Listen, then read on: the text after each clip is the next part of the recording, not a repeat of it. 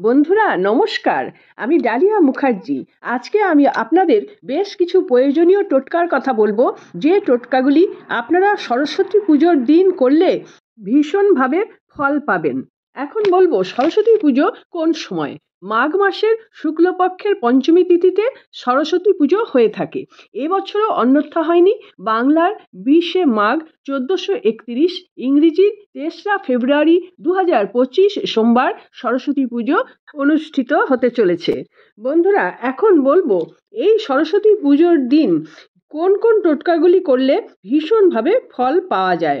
সরস্বতী পুজোর দিন আপনারা পড়াশোনার জন্য তো টোটকা আছেই, যাতে মন মস্তিষ্ক ভালো থাকে, স্মৃতিশক্তি ভালো থাকে এবং পরীক্ষায় খুব ভালোভাবে উত্তীর্ণ হওয়া যায়। এর জন্য টোটকা আমি আপনাদের বলবো।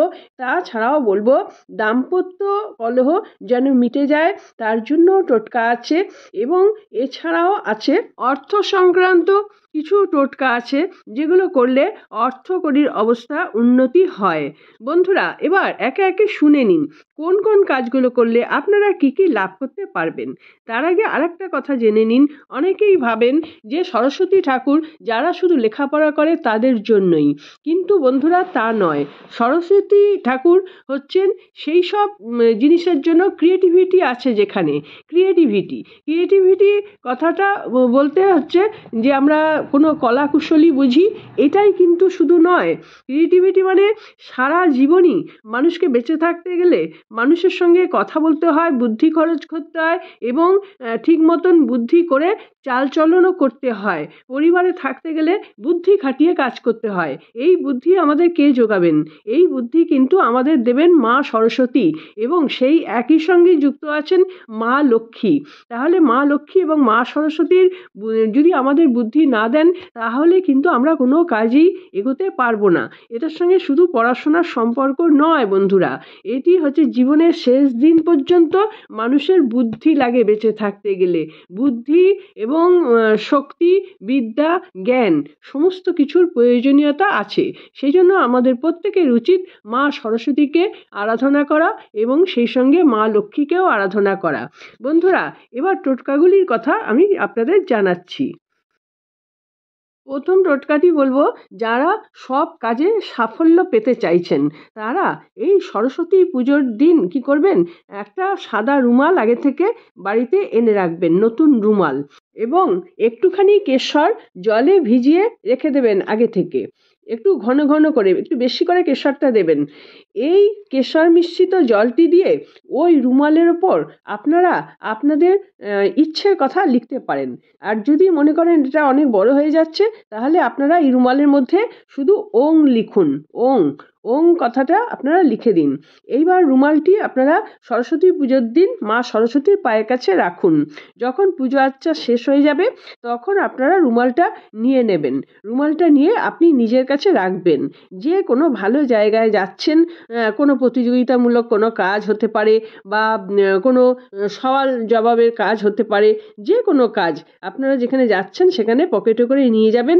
এই রুমাল আপনাকে অনেক প্রোটেক্ট করবে।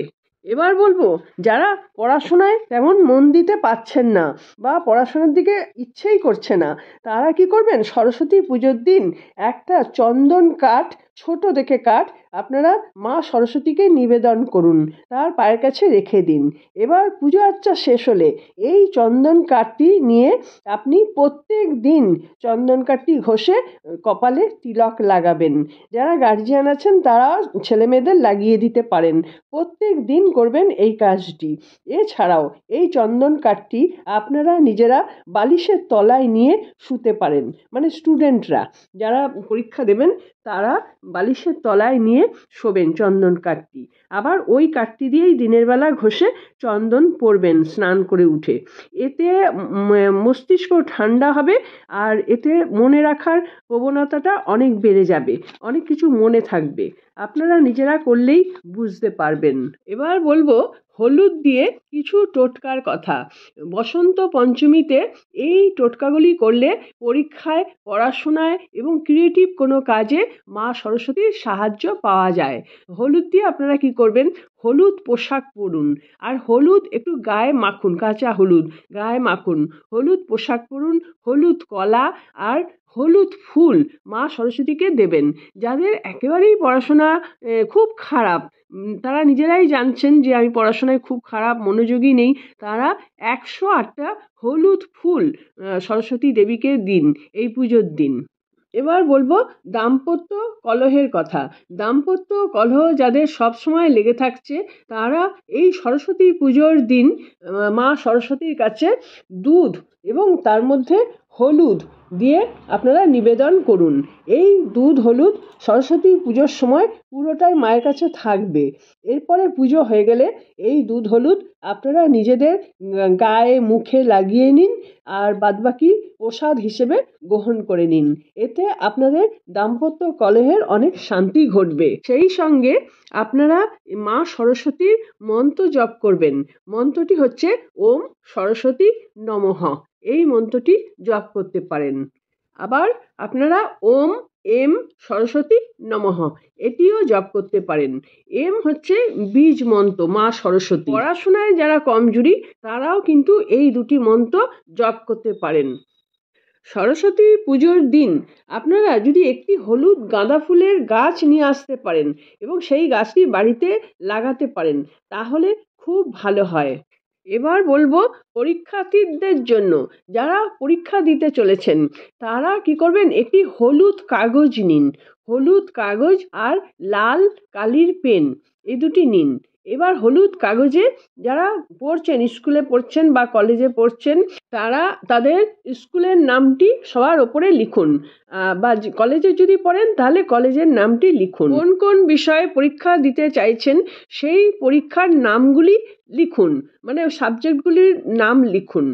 তার নিচে লিখুন আপনি কত নম্বর পেতে চাইছেন, সেই নম্বরটিও লিখুন। আর এটা ছাড়াও যারা ধরুন চাকরির জন্য বা অনেক উচ্চ স্বপ্ন আছে, যাদের কিছু করতে চাইছেন, ক্রিয়েটিভিটির দিক থেকেও হতে পারে, যা কিছু করতে চাইছেন আপনারা তাহলে নিজের নাম লিখুন। আর আপনি যে বিষয়টি নিয়ে চর্চা করছেন সেই বিষয়টি লিখুন। আর হচ্ছে আপনি কোন পজিশনে যেতে চাইছেন, হ্যাঁ, আমার শুধু ভারতবর্ষের মধ্যে আপনি সেরা হতে চাইছেন কি সারা পৃথিবীর মধ্যে সেরা হতে চাইছেন, সেই আপনার মনের ইচ্ছেটা লিখুন। পরপর যতগুলো আপনার ইচ্ছা আছে সবগুলোই আপনি লিখতে পারেন। এইবার এই কাগজটি আপনারা সরস্বতী পুজোর সময় মা সরস্বতীর পায়ের কাছে রেখে দেবেন। একটু ভাঁজ করে রাখবেন, নইলে অন্য লোক আবার দেখতেও পারে, তো কাউকে দেখাবার দরকার নেই। একটু ভাঁজ করে রেখে দিন বা কাগজটি উল্টো করে রাখুন, যাতে কেউ লেখাগুলো না দেখতে পারে। কিন্তু মা সরস্বতী তো দেখতে পারবেনই এবং জানতেও পারছেন। এইবার এই কাগজটি থাকবে, যখন সরস্বতী পূজা পুরো হয়ে যাবে তখন আপনারা এই কাগজটি নিয়ে আপনার নিজের কাছে রেখে দেবেন। আর যারা শুধু পরীক্ষার জন্য করেছেন তাদের হচ্ছে ওই পরীক্ষাগুলো যখন শেষ হয়ে যাবে তখন আপনারা এই কাগজটি জলে ফেলে দিয়ে আসবেন, মানে জলে ভাসিয়ে দিয়ে আসবেন। আর যারা উচ্চ স্বপ্নের জন্য করছেন তারা এই কাগজটি নিজের কাছে রেখে দিন, লকারে রেখে দিন। আবার চাইলে আপনি এই কাগজটি রোজ নিয়ে শুতে পারেন, বালিশের নিচে রেখে দিতে পারেন, সবসময় দেখতে পারেন, তাহলে আপনার জন্য খুব ভালো ফল দেবে। পড়াশোনা করার পরেও যাদের মনেই থাকছে না, আর যদি পরীক্ষার হলে যাচ্ছেন তো ভুলে যাচ্ছেন, সেখানে কিছুই মনে পড়ছে না, তাদের জন্য বলবো একটা গোটা কাঁচা হলুদ, এই হলুদটা হলুদ সুতো দিয়ে বেঁধে আপনারা এই সরস্বতী পুজোর দিন মা সরস্বতীর পায়ের কাছে রেখে দিন। এবার পুজো হয়ে যাবার পর এই কাঁচা হলুদটি আপনারা মেয়েরা হলে বাঁ হাতে কবজিতে বেঁধে রাখুন, আর ছেলেরা হলে ডান হাতে বেঁধে রাখুন। যতদিন থাকবে রেখে দিন। যখন এটি শুকিয়ে যাবে তখন এটি গঙ্গা জলেও ভাসিয়ে দিয়ে আসতে পারেন, আবার মাটিতেও পুঁতে দিতে পারেন সুতো সমেত। দেখবেন এই হলুদ থেকে যদি গাছ বেরিয়ে যায় তাহলে তাকে ভীষণ যত্ন করে কিন্তু বড় করার চেষ্টা করবেন। এই হলুদ গাছ আপনাকে সৌভাগ্য এনে দেবে আর পড়াশোনার ব্যাপারে ভীষণ সাহায্য করবে। এছাড়াও বিদ্যার্থীরা প্রত্যেক দিন কাঁচা হলুদের তিলক স্নান করে উঠে কপালে লাগাবেন, আর সেই সঙ্গে দুটি হলুদের ফোঁটা কানের পেছন দিকে লাগাবেন। এটিও পড়াশোনার জন্য অনেক সাহায্য করবে, এতে মস্তিষ্ক ঠান্ডা থাকবে। এছাড়াও একটি মা সরস্বতীর ফটো আপনারা পড়ার টেবিলে রাখবেন। অর্থের জন্য আপনারা একটি সাদা কাগজে বা হলুদ কাগজে আপনি কতটা অর্থ চাইছেন সেই অ্যামাউন্ট লিখতে পারেন। লিখে মা লক্ষ্মীর কাছে বলবেন আমাকে এই অর্থ দাও, এটি আমার প্রয়োজন। আর মা সরস্বতীকে বলবেন আমাকে বুদ্ধি দাও কিভাবে আমি এই অর্থ আকর্ষণ করব বা অর্জন করব। বন্ধুরা, আশা করছি ভিডিওটি ভালো লেগেছে। যদি ভালো লেগে থাকে লাইক সাবস্ক্রাইব করতে ভুলবেন না। আপনারা সকলে খুব ভালো থাকুন, আনন্দে থাকুন, সুস্থ থাকুন এবং হাসি মুখে থাকুন। নমস্কার, দেখা হচ্ছে পরবর্তী ভিডিওতে।